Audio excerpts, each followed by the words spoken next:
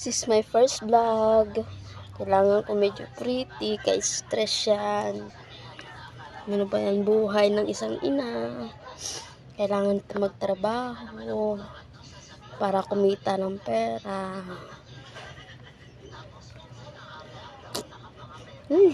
Pangit pa rin ang kinalabasan. Pangit na nga, pangit pa. No?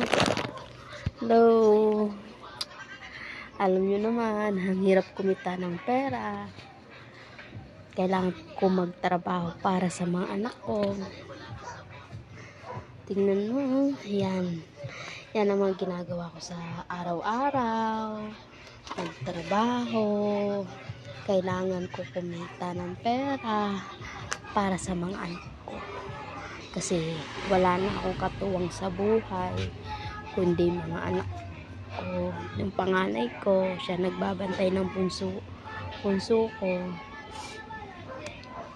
Kailangan ko magtrabaho para sa kanila.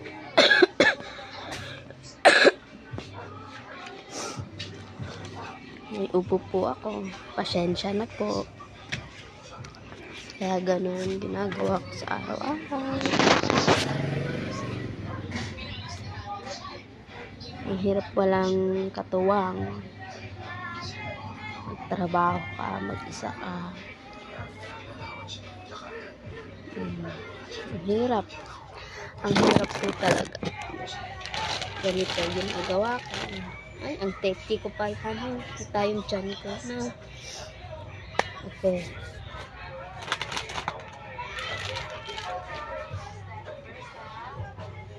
Ito, ganyan. Ayos sa tindahan ni Ate Cathy. Kailangan ko magtrabaho para sa mga anak ko. Wala pa silang papa. Kailangan ko pong kumayod mag-isa para sa kanila. Thank you po. Nandyan po lagi yung amo ko.